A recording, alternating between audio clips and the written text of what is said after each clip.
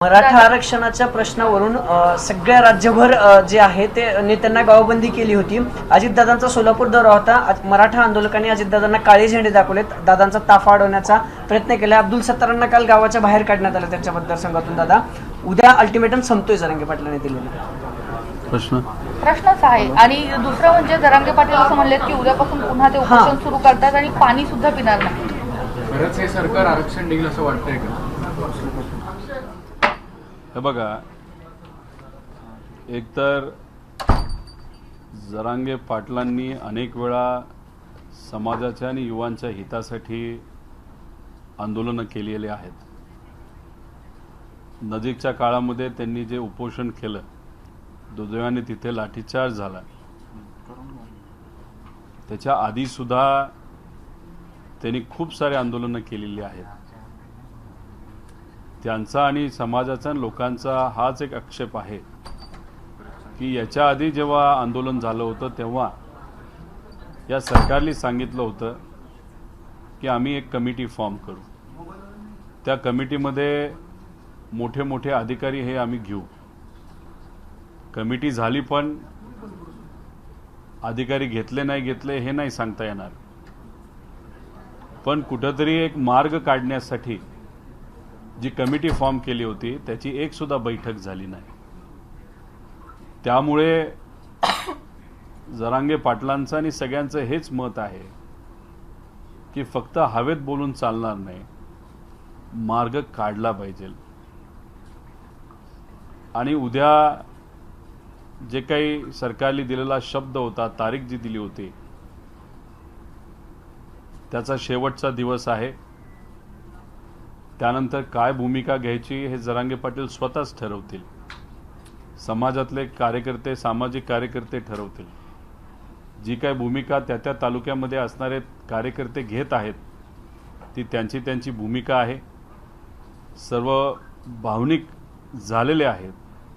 माझं सरकारला एवढंच म्हणणं आहे, या बाबतीत कुणीही वेगळ्या पद्धतीचं राजकारण करू नये। राणे साहेबांची एक स्टेटमेंट ऐकल्यानंतर कुठेतरी मलाही वाईट वाटलं। एवढ्या मोठ्या नेत्याने अशा पद्धतीने स्टेटमेंट दिलं 96 कोळीवर। ते हे जे काय चालू आहे ते थांबून काहीतरी कॉन्क्रीट मार्ग आपल्याला कसा काढता येईल यासाठी सरकारने सुद्धा प्रयत्न केले पाहिजे।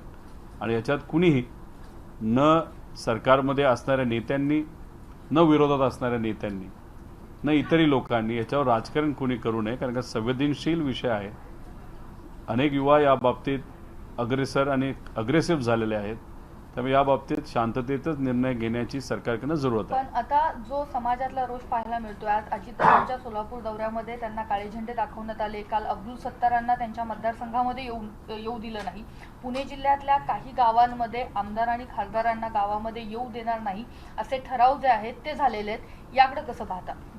ते शेवटी तिथे असणारे युवा जे काही आता अग्रेसिव्ह झालेले आहेत, कारण का याचं मुख्य कारण असं आहे, आपण जर जरांगे पाटील साहेबांना विचारलं आणि असेच आरक्षणासाठी लढणारे, चांगल्या हेतूतून समाजामध्ये चांगलं काम करणारे जे काही सामाजिक कार्यकर्ते असतील, आज युवांना हाताला काम नाही। आज शिक्षण महाग झालेलं आहे आणि अशा परिस्थितीमध्ये आरक्षणाच्या माध्यमातून आपल्याला कुठेतरी न्याय मिळेल अशी भूमिका युवा वर्गाची झालेली आहे।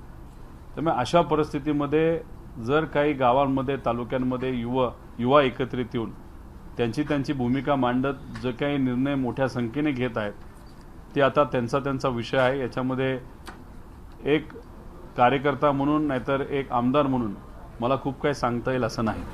पण दादा, हेच तरुण जे आहेत ते आता आत्महत्या करतात। आपण जर बघितलं तर जालन्याचा हा तरुण होता, नंतर नांदेडमध्ये देखील आत्महत्या करतात। यांना काय आव्हान असेल? माझं एकच मत आहे की आत्महत्या करून आपल्याला मार्ग निघणार नाही। कुठलाही युवा असू द्या, मुलगा असू द्या नाही तर मुलगी असू द्या, लहानपणीपासून आपल्याला आपले आई वडील हे मोठे करतात। आपले आई वडील कमी शिकलेले असताना सुद्धा आपल्याला ग्रॅज्युएट, डबल ग्रॅज्युएट करतात। त्यामुळे तुम्ही जे स्वप्न बघत आहात ते तुमचं नसून तुमच्या आई वडिलांचं सुद्धा आहे। त्यामुळे स्वतःचा तर विचार कराच, पण आपल्या कुटुंबाचाही विचार करा। आणि आत्महत्या करून कुठेही मार्ग निघत नसतो, चर्चा करून मार्ग निघत असतो।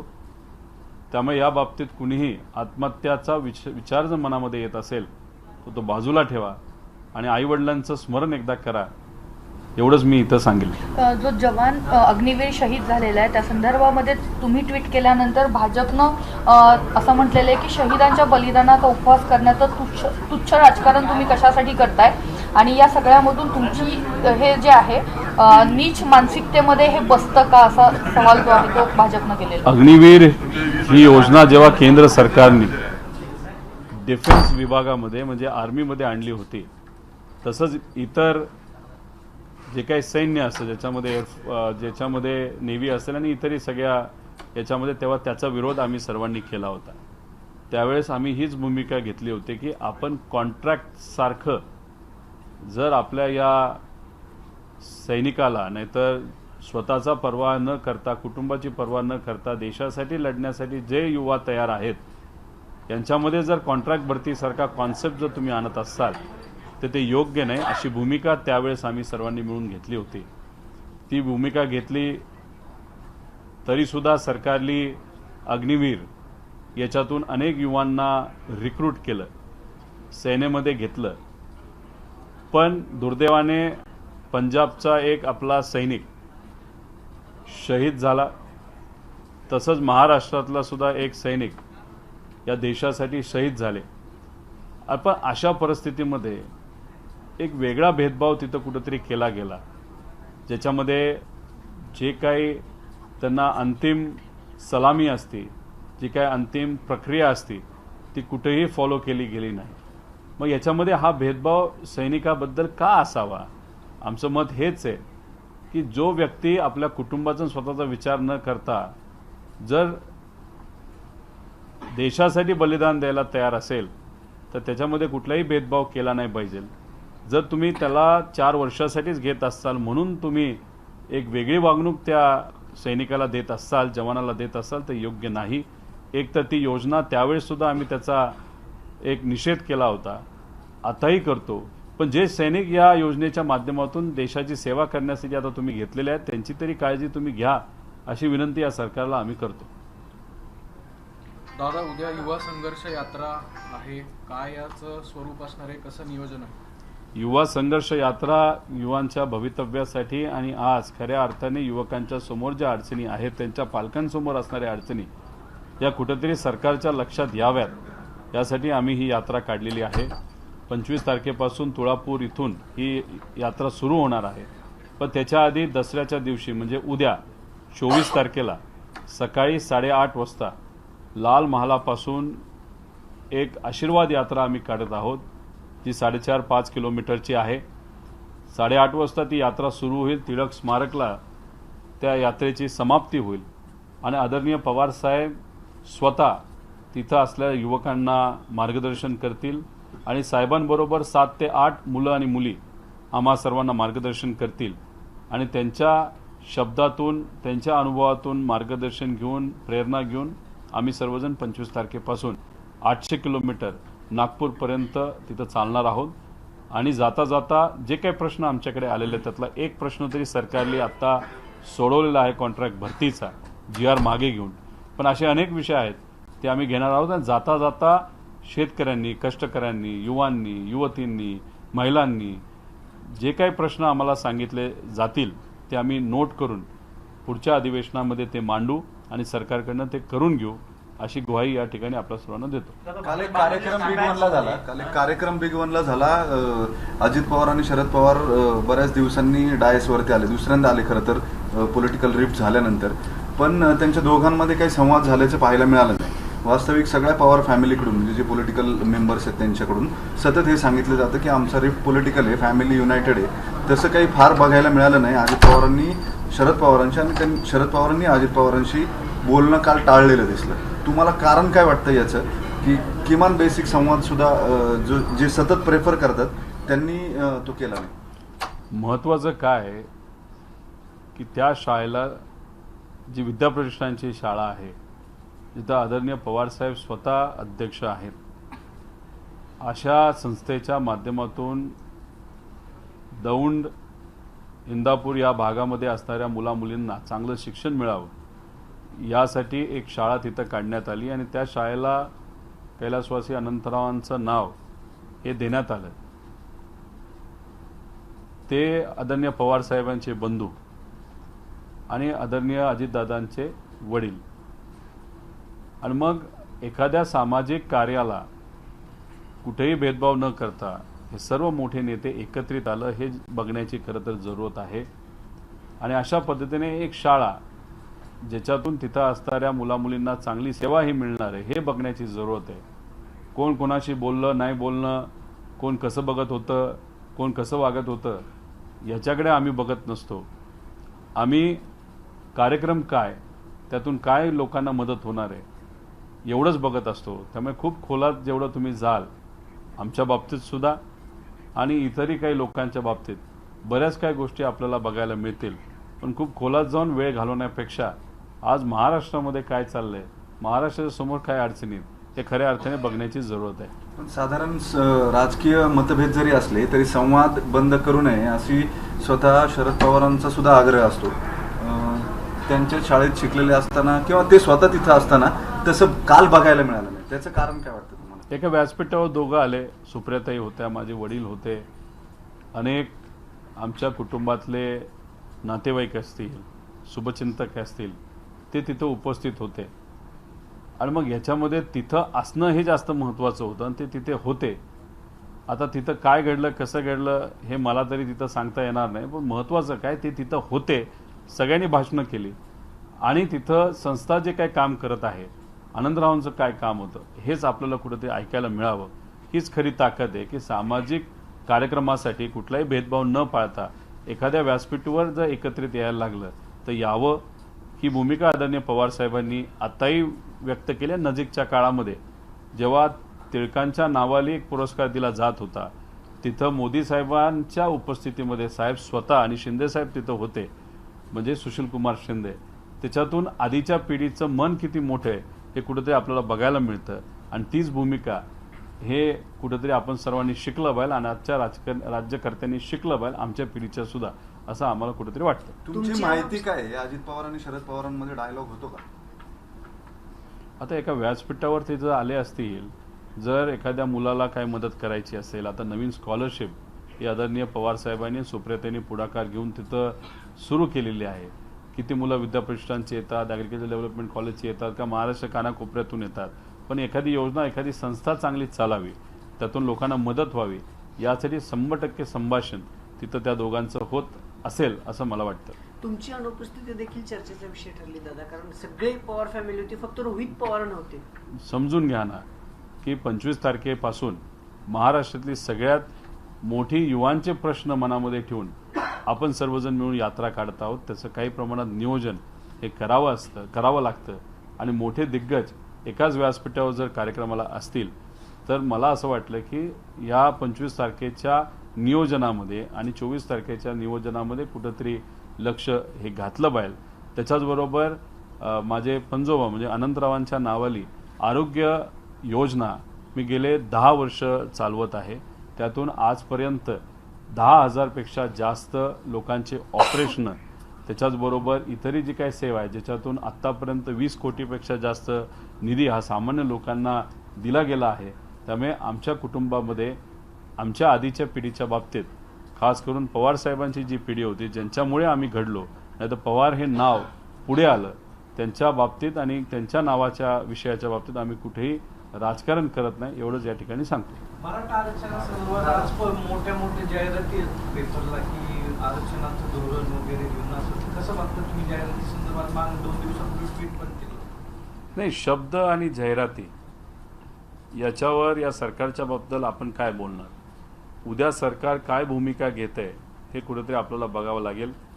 माझं एकच मत आहे की नुसतं चर्चेत राहून चर्चा करून मार्ग निघत नसतो. संवाद साधून त्याच्या कुठं ना कुठं ते कॉन्क्रीट स्टेप्स हे घ्यावे लागतात. हे सरकार त्या बाबतीत काय करेल हे बघावं लागेल.